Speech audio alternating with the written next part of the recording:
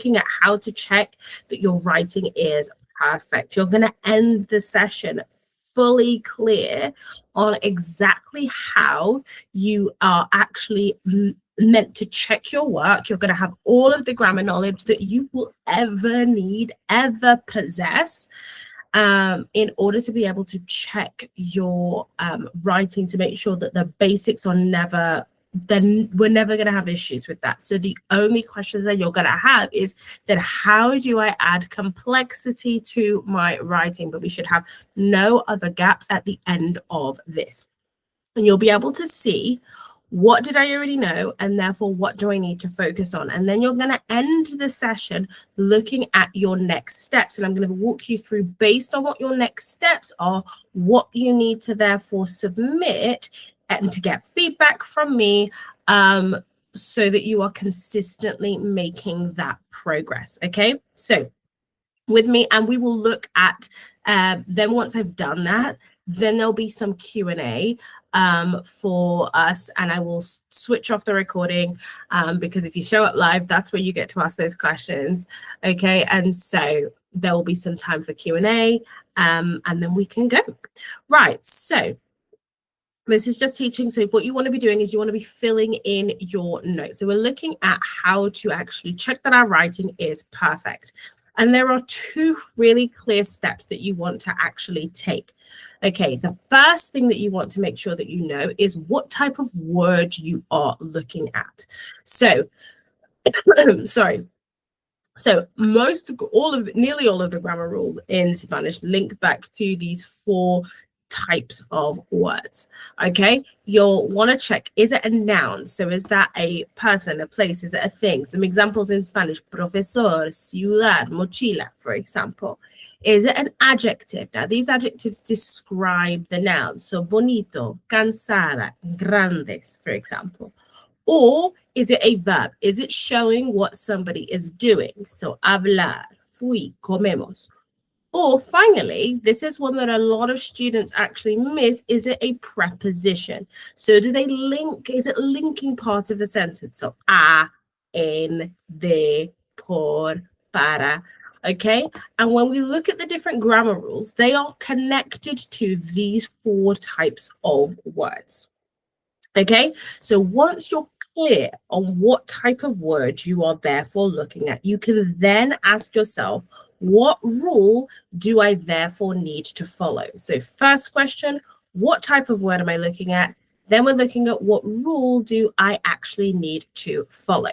So we're going to go through now each of these four word types, and I'm going to talk you through the different rules. I want you to see which ones did you understand, where are you stuck, and then get ready for your question, okay? Because then you'll have time in that, once I've set the homework, or your independent studies, or your task that you're going to get feedback from me for on, then you will have time to then go, Estriana, I don't get this bit. Can we go back? And I will happily walk you through all of that. So the first thing that we're going to be looking at is nouns and adjectives, looking at how do they change.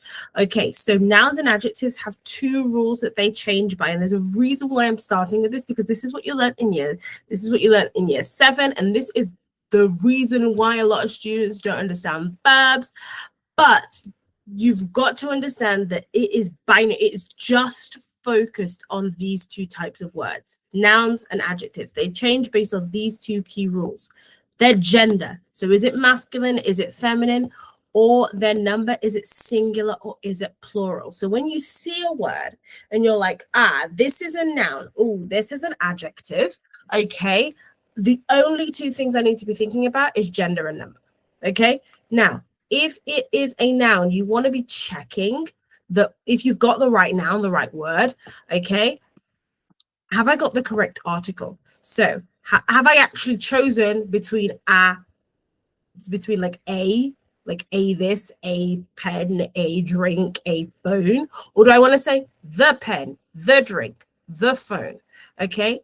Have I therefore chosen the correct article? El and los for masculine, el being singular, los being plural, la and las for feminine, la being singular, las being plural? Or am I saying a or some? Okay.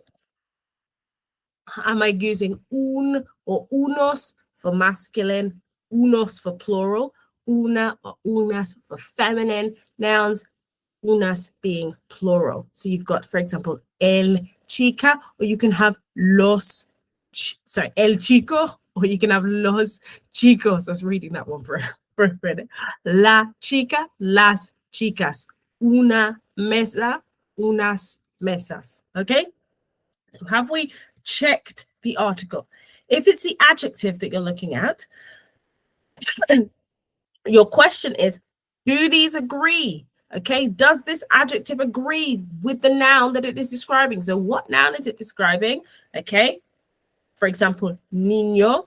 Okay, then I need to write simpático. But if I want to say that the girls are kind, niñas, so therefore it needs to agree, it needs to be simpáticas. Okay, so what gender, number, do they agree? Okay, that is these are the only words, okay, in Spanish that we are focusing on that change on these on these two rules, gender and number. There are different rules, therefore, when you get to verbs. But I'm going to pause. Make sure that you've written your question down wherever it needs to be. Don't drop it in the chat yet. Okay, when we get to the Q&A, if you have got a question about this, you're going to say to me, Estriana, so I'm helping you here. Estriana, I've got a question on nouns and adjectives. Okay, this is what I understand. This is where I'm stuck. What's your specific ask? Do you want me to give you an example? Do you want me to have you, is there a gap in your knowledge? So do you want me to re-explain it? Do you want an example? Do you want me to re-explain it? Okay, those are really the two key things. Or do you want me to sanity check your knowledge? Okay, can you check if this is right? Thinking about that question. Okay, write it down when we get to the Q&A section, which I will go over that again, because obviously this is recorded, so this is for the people that didn't turn up. Okay, so then we are looking at verbs. Verbs have completely different rules that they change by. If you've been with me long enough, it's called conjugation, okay, which means they change based on when an action is happening and who is doing the action. If you've been with me long enough, you know I used to say it the other way around. There's a reason why I'm saying it this way around, because the first thing you want to check is the when, okay, because it's the tense, that tells us the next rule, okay, that we are actually following things by, because this can get a little bit confusing, and I get it. I remember when I was at school, I had the advantage of when I did Spanish is I had done French, and French, when it comes to their rules, I find them so much more difficult. Even though I teach French as well, I still find I find them more difficult to teach as well, in some aspect. Okay, and so because I had that understanding, and then copying and pasting it into Spanish and going, yeah, no, this makes sense.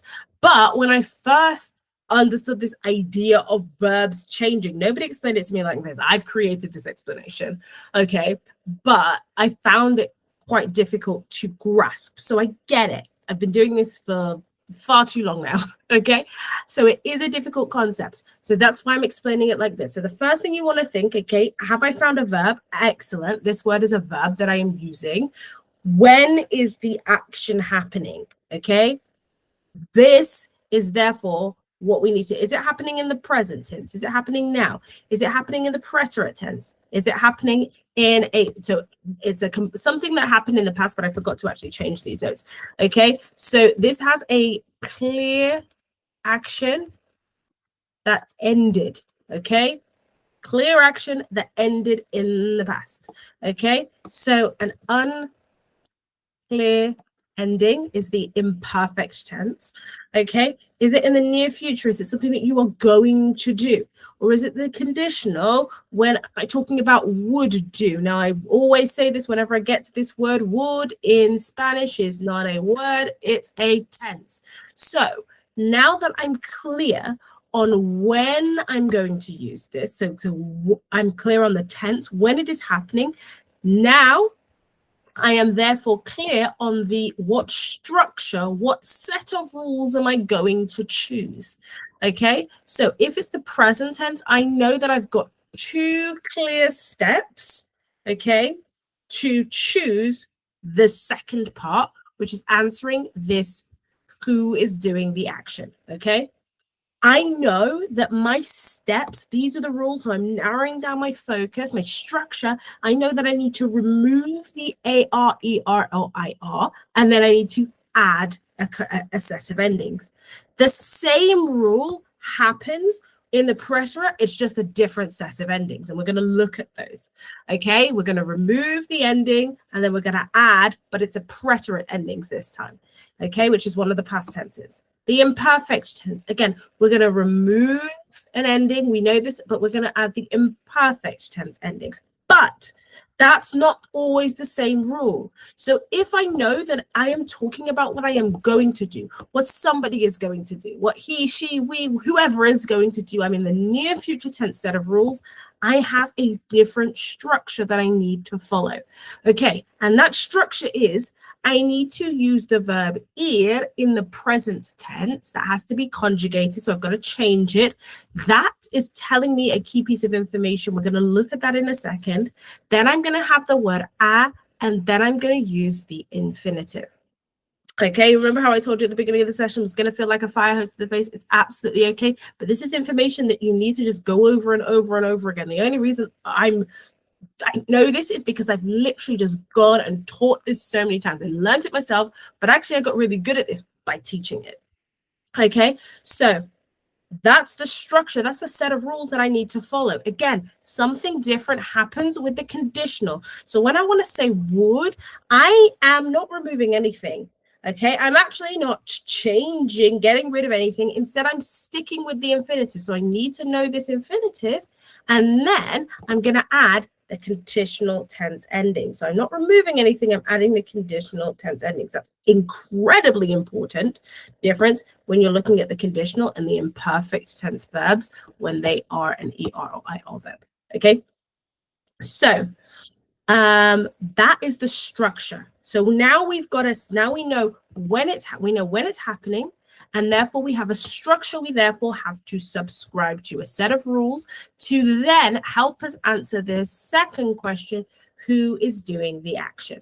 Okay, and these are the different conjugation endings that we were talking about. Okay, so we know that if the present tense, we're getting rid of the AR or the ER or the IR and adding these set of endings. They are there if you are struggling with them, remember. Okay, if you've got a question from up here, you're like, Adriana, I don't get that, I don't get the structures. Get your question in. Okay, write your question down. Okay, because we'll answer all of them in the Q&A. Conjugation endings. Okay, so we're getting rid of the AR, ER, and IR and adding these particular endings depending on who is doing the action. First one is I, second one is you singular, third one is he, she, it, next one is we. That's the you plural that we often get rid of, but it's there just for a summary, and the they form. Okay, so when they are doing the action. Okay, and it's the same structure in each of them. This is just the easiest way that I can show it to you guys. With the preterite tense, it's these set of endings. So if I'm talking in the past, okay, these set of endings. If I'm using the imperfect tense, okay, can you see the similarity between these two endings? Yeah, that's why knowing the rule is incredibly important. Okay. Yeah, so imperfect tense, where again we're getting rid of the AR, ER, and IR, and we are adding these endings. But okay, because this is telling us who is doing the action. Now, when we look at the future tense, remember I told you that there's something a little bit different. Okay, so when I told you that something is a little bit different, it's this. It is this part. So we can see here, look at these endings. These are the bits that tell us who is doing the action. It's this part, so the first bit in the near future tense that is telling us who is doing the action. So if I use the word voi, it's I am doing the action. If I use the word vas, it's you are doing the action in the future. If I use the word va, Remember, in this structure, it's he or she is doing the action. If I use the word vamos, we are doing the action. Vice, you, plural, are doing the action. Van, they are doing the action, but we need the a plus the infinitive structure. The infinitive structure to tell us what is actually happening. But it's this three-part structure that tells us that's the rule that we've got to follow when we are talking about what is going to happen in the near future. Okay. That hit a light. I remember the first time I taught that a few years ago to my year nines, they light bulb off in their head. They were like, oh my gosh, I get it now. Okay, so I'm hoping that that is helpful for you. But again, if you've got a question, get it down, okay, so that you can ask me when we get to the Q&A section. Okay, moving to the final one. These are the conjugation endings for the conditional. Remember, I said the rule that we follow is the infinitive plus these endings. They tell us who is doing the action. Ia, I, ias, you, ia, ishia, it, iamos, we, iais, you plural, ian, they. Okay, so if you've got a question on these conjugation endings, you're going to say, Ashriana, hey, look, going back to that conjugation ending summary. So you're writing this down. So you're ready to ask me that question. Conjugation ending summary table.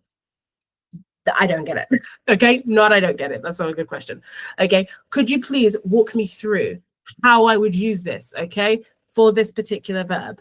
Or I don't really understand which person I would be choosing.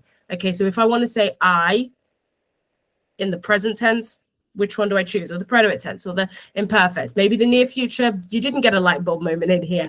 Okay. So you want to be really specific. If there's the specific rules that you follow by, I'm going to give you a minute now just to think about that question before we move on to the final piece of language. And then I'm going to give you your homework and then we're going to do the Q&A. So if you've got any questions, write them down. When we get to the Q&A session, then we're going to ask them. Okay, final bit, prepositions. Not very much talked about. I started learning Spanish in, I'm not going to give you the year, I'm going to tell you what year group I was in year 9. Okay, for those of you that know, I literally had done I did French beforehand. And then dropped into a different school, different GCSE, like a GCSE group, because they had that school chose their GCSEs in year 9 then. And I started Spanish in year 9 with a whole bunch of students that have been doing it for 2 years longer than me. How I got an A star 100% is not beyond me, okay? But it's still like I even now I think about it and I go, do you know what? I revised really, really well. Okay, it's because I got into the nitty-gritty of certain things and the way in which I'm teaching you now. Obviously, I've been doing this a long time, but part of the way I'm teaching you now is like a science-backed and educationally informed version of what I did way back when. Okay, so I'm saying that because I actually cannot recall, and I know it was a long time ago, but I cannot recall anybody teaching prepositions. And if I'm honest, in my first few years of teaching, I didn't do them very well either. It was kind of just yeah, they'll get it. Okay. Or often you don't really know. I don't remember watching anybody, even when I was learning to teach, I don't remember watching anybody teach this. So hey ho, maybe you haven't had a lesson. I know that I've had feedback on students not having had lessons on this. Okay, so so this might be the area that you've got the most questions, so don't worry. And I didn't want you to feel like, oh, do you know what? I don't know this. I'm the only one. No, you're not. I actually, in my first years of teaching, I don't think I ever taught this. And I don't ever remember being taught this myself. This was a self-learning process. So I'm giving it to you. Okay, so we've got a couple of prepositions in Spanish. Now, these are words that link these ideas together. You've got to choose the right one for the meaning that you're intending. So if I'm seeing this word a few reasons why we are using this. So for example, you're going to use it for like the word to in Spanish, like I go like home, voy a casa.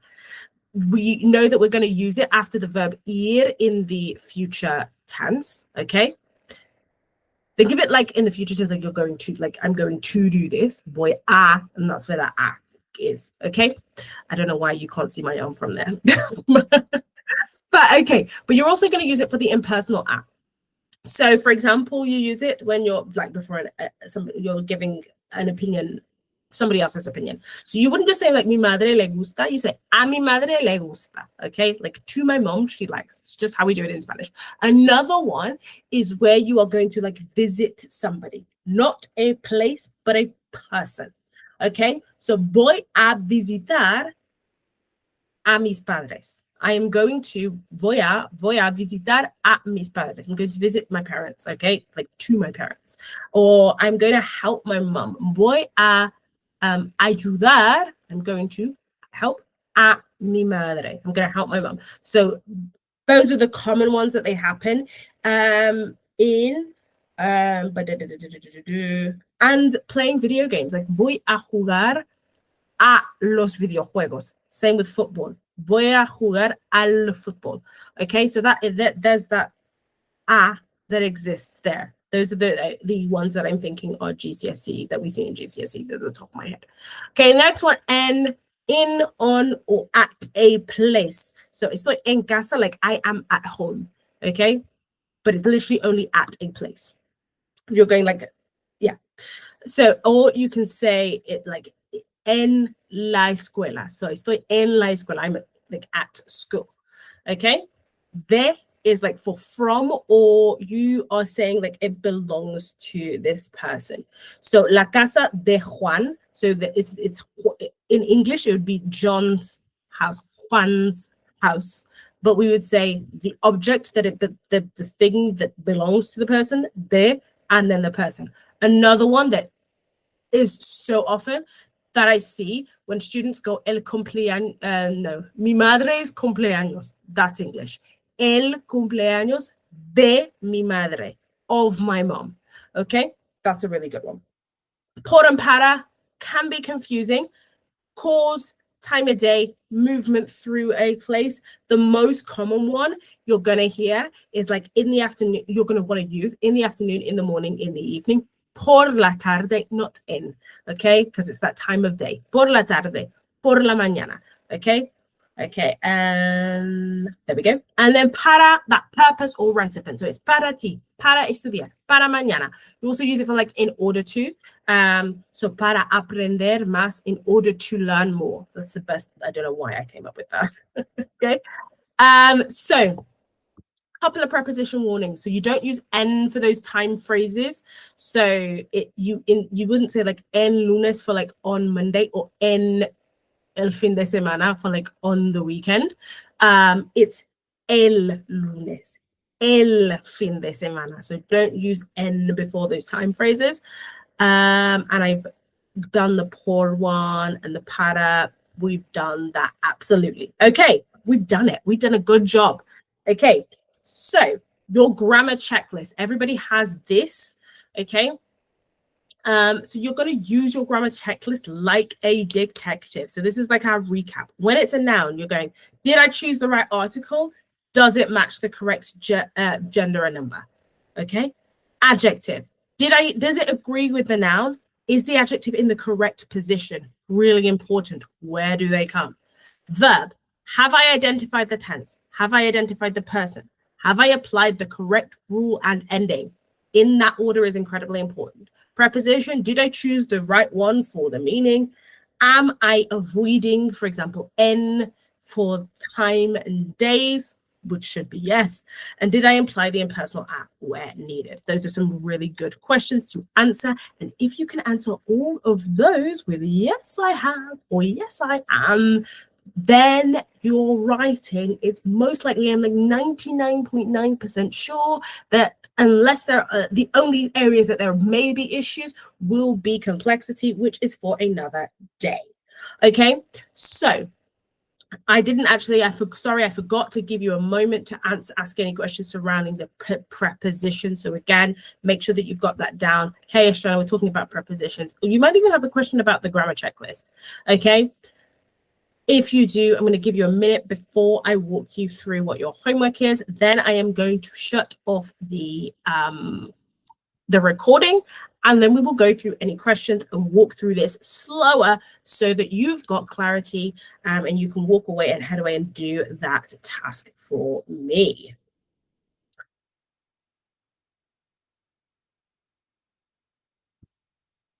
Right, so Everybody should be at the bottom here. Now, what I want you to do is I want you to think. I want you to have a bit of a reflection, okay? And reflect on what we've done so far. And tell me what you are ending with. Do you have gaps? If so, tick it. Like there's something you're struggling with. And this may change. Like if you've got a question, if you've got just one question, then that's fine. But if you've really got a question, this might be something that you still need to do. Okay. You might, yeah, so this might change by the end of the session, but I want to ask this question now. Like if I had gaps, okay, if you're ending the session with gaps, you're going to go through, you're going to rewatch this video, you're going to ask me a question in the session, and then if you've still got a question afterwards, when we do the submission, you're going to come back with another question if you still got those gaps, but you're going to review this as well, okay? You need to review this sheet again this week. But if you feel like, if you get to the end of this session and you're like, do you know what, I think I can actually apply this to a paragraph. Like if I were to look at a paragraph that had its mistakes, I feel like I could what's the word? I could apply this knowledge. Then you're gonna head to the knowledge application section of this booklet. And your task is to use this grammar checklist. And there are 3 texts that I've written with mistakes in, with these mistakes. There's either noun mistakes, adjective mistakes, verb mistakes, or preposition mistakes. You're literally going to run through in this mistake section the mistakes and submit it. And if you want to, the best way that you can do this is you're going to run through the mistakes. Why is it incorrect? What's the correct form? Okay, you're going to be the teacher. So what did I say? I learned a lot of this better by actually teaching it. Okay. And you're going to submit the knowledge application task, okay? Get some feedback. If you are thinking, do you know what? No, I get this. I think I actually want to apply it to my own piece of writing. You got a bit of a bigger task, okay? So you are going to still use this checklist. You're going to choose one of these 3 questions that I have, 90-word questions that I've written for you. Please note the question that you've actually chosen. Write your answer, and then I want you to use the checklist like a detective and actually go through and check your work. If you find something, and this is what I'm hoping that you do, you find something and it's incorrect, you're going to write that below with my I found this bit is incorrect. This is what I wrote previously, but this is what I've checked. Okay, and then you're going to submit that to me, and I'm going to check your logic and give you some feedback on what I'm hoping is I'm going to be saying. You did a fantastic job. Aced it. Well done. But if there are any other gaps, I let you know that there is still this gap, this gap, and this gap. Go find it, resubmit into the community. Okay, so if you have a knowledge gap, you're asking a question. If you have an application gap, you're going to give me that. Sorry, yeah. So if you're thinking you can apply it, but you got still a little bit of doubts, but you're like, then you'll submit the knowledge application. But if you're thinking, I'm super confident with all of this knowledge, I'm really happy, I'm going to submit the exam application to this. And remember, you have the weekend to do it. I'm checking these on Monday. Okay. Other than that, we are done. So I'm going to shut off the recording now. And then let me know.